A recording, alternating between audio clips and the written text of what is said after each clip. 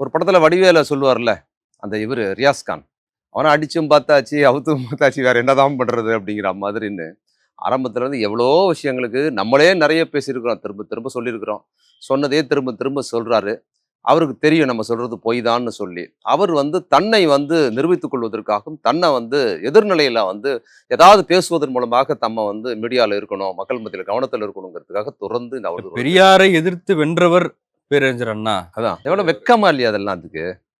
அண்ணாவ குறித்து இழிவாவும் பேசியிருக்கிறாரு. அதான் சொல்றேன்ல, சீமான் நம்ம சீமானுக்கு வந்து அவருக்கு சீமான் இன்னைக்கு பேசுற மாரி இப்ப பிரபாகரன் ஆதரவுன்னு சொல்றாங்கல்ல, அதுலயும் அவர் கிடையாது. அதுலயும் கட்டுக்கதைகள் தான் இருக்கு பாருங்க. உண்மை கிடையாது.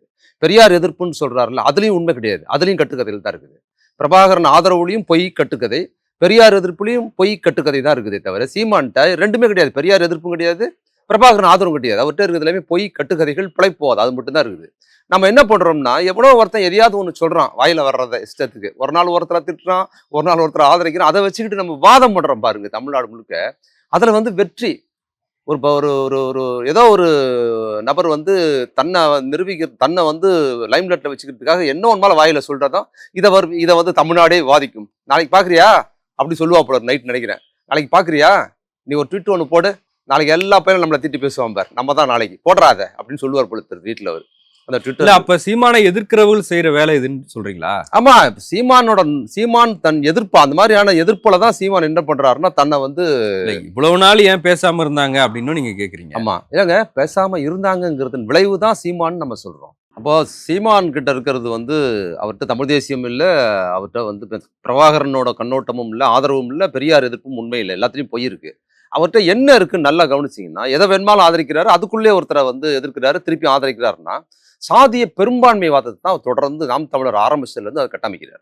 இப்ப எந்த பகுதியில் போறாரோ அந்த பகுதியில் எந்த சாதி பெரும்பான்மையா இருக்குதோ அந்த சாதியை புகழ்ந்து பேசுவோம். அந்த சாதியின் பிரமுகரை வந்து புகழ்ந்து பேசி இவர் தான் தமிழ் அடையாளம்னு சொல்லுகிற அந்த முறை தான் அவர்கிட்ட கை கொண்டிருக்கு. தமிழ்நாட்டு தலைவர்களை வந்து இருட்டடிப்பு செஞ்சுட்டாங்க. எங்க சொல்லுவாருன்னா இருட்டடிப்பு செஞ்சுட்டாங்கன்னு ஒரு இடத்துல போறாருன்னா அந்த இடத்துல எந்த சாதி பெரும்பான்மையா இருக்கிறாங்களோ அந்த ஜாதியை சேர்ந்த பிரமுகரை சொல்றது. அப்புறம் இன்னொரு பக்கத்துல வந்தோம்னா அந்த ஜாதி பிரமுகர் எந்த ஜாதிக்கு எதிராக இருந்தாரோ அங்க அந்த ஜாதி பெரும்பான்மையா இருக்குன்னு வச்சுங்களேன். அங்க போன உடனே அந்த பகுதியில் இருக்கிற அந்த ஜாதிக்காரர் அடையாளப்படுத்துறத திமுகவுக்கு எதிராக தொடர்ந்து பேசுறது. குறிப்பாக கலைஞருக்கு எதிராக இன்னைக்கு இருக்கிற முதல்வர் ஸ்டாலின் அவர்களுக்கு எதிராக யாரையாவது நிறுத்தணுங்கிறது என்னன்னா அடிப்படையில் கலைஞரோட பின்புலத்தை இவங்க தொடர்ந்து நம்ம பேசியிருக்கிறோம். ஏன் தொடர்ந்து விமர்சிக்கிறாங்க கலைஞர்னு சொன்னா சிறுபான்மை சமூகத்திலிருந்து சாதி ரீதியாக ரொம்ப ரொம்ப சிறுபான்மையா இருக்கிற சமூகத்திலிருந்து வந்ததுனால பெரும்பான்மை சாதிகளை இதுக்கு எதிராக திருப்பி ரொம்ப ஈஸியா அவங்க வீழ்த்திடலாங்கிற இது போன்ற ஒரு மோசடியா ஜாதி பின்புலம் எல்லார்ட்டையும் இருக்குது. சீமான்ட்டு அது கூடுதலா இருக்கு. அதுதான் அவர் தொடர்ந்து செய்யறாரு.